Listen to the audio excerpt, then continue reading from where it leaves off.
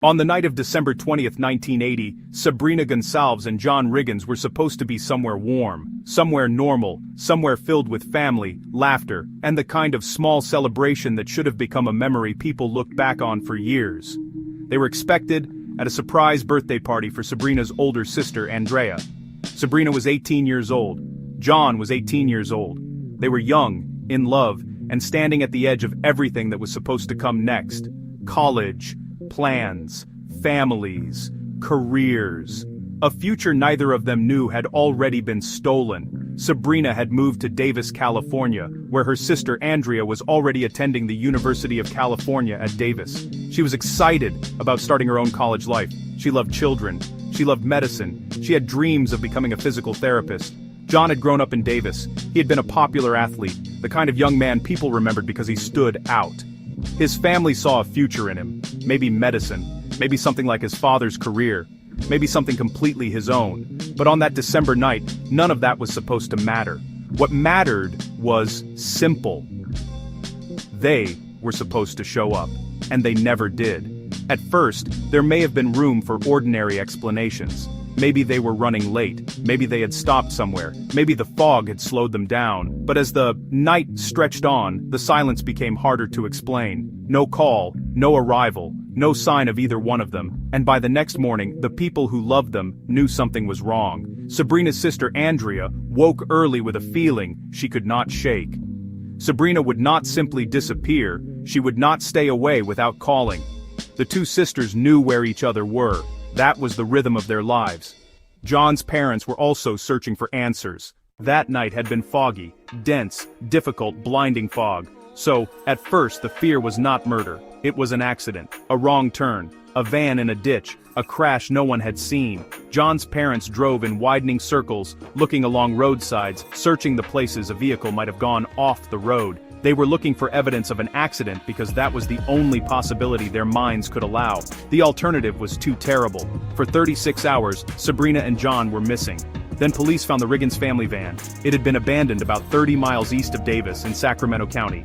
At first, the discovery did not answer the question everyone feared most. There was nothing inside the van that immediately told investigators Sabrina and John were dead. There was still hope. Maybe they had walked away. Maybe they were somewhere nearby. Maybe there was still time. But a few hours later, that hope ended. Sabrina and John were found less than a mile away. They had been left in a ravine. The discovery devastated the families and shocked the community. Davis was a college town. Sabrina and John were young. They had been expected at a birthday party. They were not people living on the edge of some dangerous world. They were two teenagers who had simply vanished from an ordinary night. Former Detective Carol Daly would later say the scene was something she could never forget. Investigators believed the person responsible had planned at least part of what happened. They believed the killer came prepared. The case was not only brutal, it was frightening because it suggested someone had been waiting, watching, or familiar enough with the area to know where two bodies could be hidden from the road. Police received hundreds of tips. They released a composite sketch of a suspicious man seen in the area. They looked for patterns. They asked whether a serial killer could be involved. But the answers did not come. And for the families, the absence of answers became its own kind of sentence. Sabrina's family had lost a daughter, a sister, a young woman who had wanted to work with children and build a life in medicine. John's family had lost a son, a brother, a young man his father would forever remember as 18 years old. That is one of the cruelties of murder. The person who dies remains frozen in time. Everyone else is forced to keep aging around the empty space. Birthdays continue, holidays come and go, other children grow up. Families move homes, change routines, and try to survive memories that appear without warning. But Sabrina and John stay exactly where they were. 18, on the edge of adulthood, expected at a party, never arriving. Years passed. The case did not disappear, but it did grow colder. Investigators worked leads. Families waited. The community remembered. And still, there was no conviction, no clear answer. No person held responsible. Then, years into the investigation, police began looking at another possible explanation. Around the same era, another young couple had been abducted and murdered in the Sacramento area. That case had led to the conviction of Gerald Gallego, a violent sexual predator. But Gallego had an airtight alibi for the murders of Sabrina and John. he was already in jail, so investigators began considering a new and unusual theory. What if Sabrina and John had been killed in a copycat crime? What if someone close to Gallego had committed the murders in an attempt to make it look like he could not have been responsible for the other crimes? That theory changed the direction of the case, and it would lead investigators toward a group of suspects who would spend years accused of a crime that DNA would later say they did not commit. By 1989, 9 years after Sabrina and John vanished before that birthday party, police arrested David Hunt, Gallego's half-brother. Then they charged others connected to him. The group became known as the Hunt Group. The accusation was enormous. 4 people were now facing charges in the murders of Sabrina Gonsalves and John Riggins, and for the families it may have looked like justice was finally moving. But the case was about to take another turn. A turn that would reopen everything. Because hidden in the evidence was something investigators had not been able to use in 1980. A blanket, a birthday gift Sabrina had planned to give her sister, and on that blanket was DNA.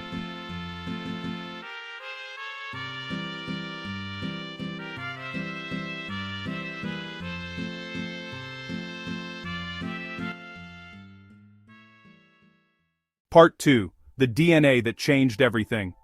The blanket was supposed to be a birthday gift. That is what makes it so haunting. It was not supposed to become evidence. It was not supposed to sit inside a criminal investigation for years. It was supposed to be opened at a party.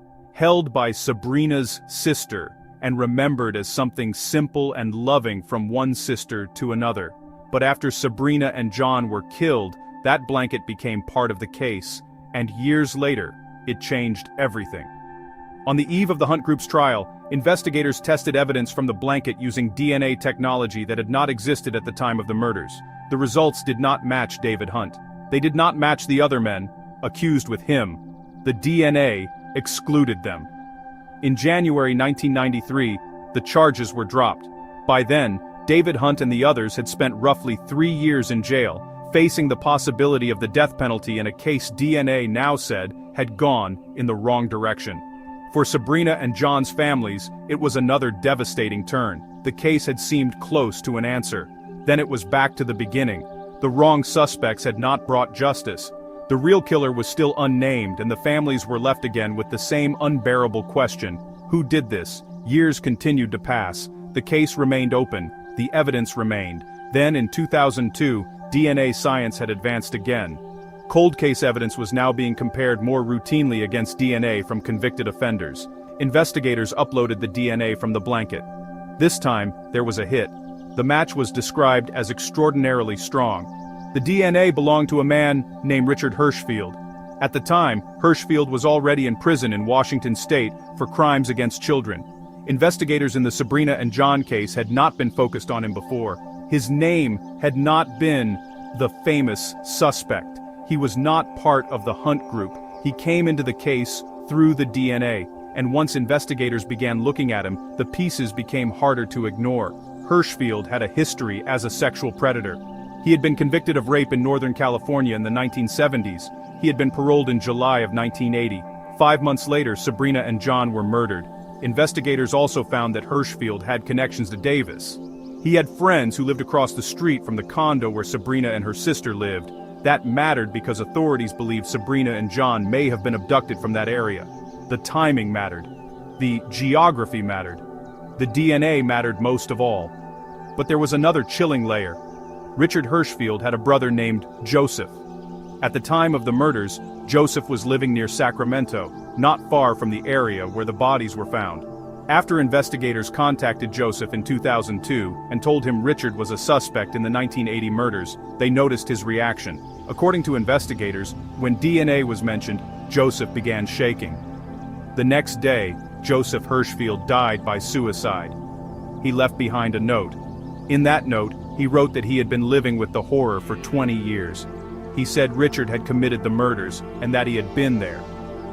Joseph's DNA was not found in the van, and to this day, his exact role remains unclear. But the note added another dark piece to a case already filled with delays, grief, and unanswered questions. Even with the DNA hit, the case did not move quickly.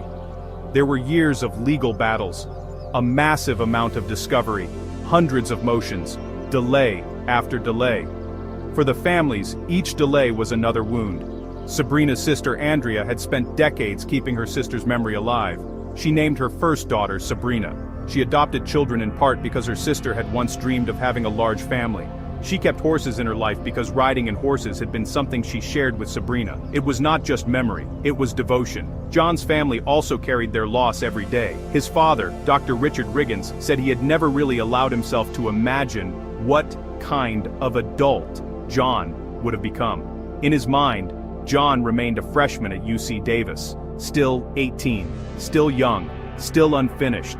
That's what the trial had to carry when it finally began in 2012. More than 30 years after Sabrina and John were murdered, Richard Hirschfield entered court. He was older now, in a wheelchair, nothing like the image of the dangerous man prosecutors described, but the evidence was still there. The DNA from the blanket, the connection to Sabrina, the past crimes, the link to Davis, the brother's suicide note. The prosecution argued that DNA could not be wished away. The defense argued that the DNA could have gotten onto the blanket some other way. But prosecutors said that explanation did not make sense.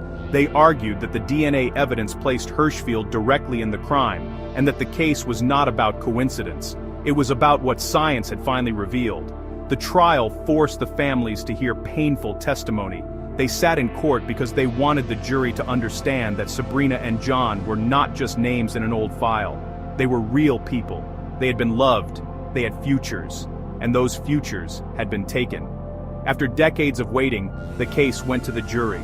On November 5, 2012, the jury deliberated for less than 3 hours. Richard Hirschfield was found guilty of murdering both John Riggins and Sabrina Gonsalves.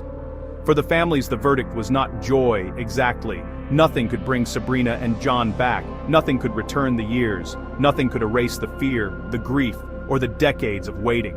But it was a beginning of justice. A few weeks later, the jury returned for sentencing. The families gave emotional statements about what had been taken from them. John's father spoke about the pain of not being there to protect his son. Sabrina's mother spoke about living with anger and heartbreak for 32 years. The prosecution asked for death. The defense asked the jury to spare Hirschfield's life. The jury deliberated for about 2 hours. They sentenced Richard Hirschfield to death. In January 2013, more than 32 years after the murders, the judge upheld that sentence. He directly addressed the families and acknowledged the tortured history of the case. The years of uncertainty, the delays, the suffering, the hope that must have seemed impossible after so much time. For Sabrina's sister Andrea, the end of the case did not mean she was free from grief. She still missed her sister. She always would. But after more than 3 decades, the man convicted of killing Sabrina and John was no longer an unanswered shadow over their lives. She could finally just miss Sabrina. Not search, not wonder, not wait, just miss her. And that may be the closest some families ever come to peace. Sabrina Gonsalves and John Riggins were 18 years old when they vanished before a birthday party. For 32 years, their families waited for the justice system to catch up with the truth. The case went cold. The investigation went in the wrong direction.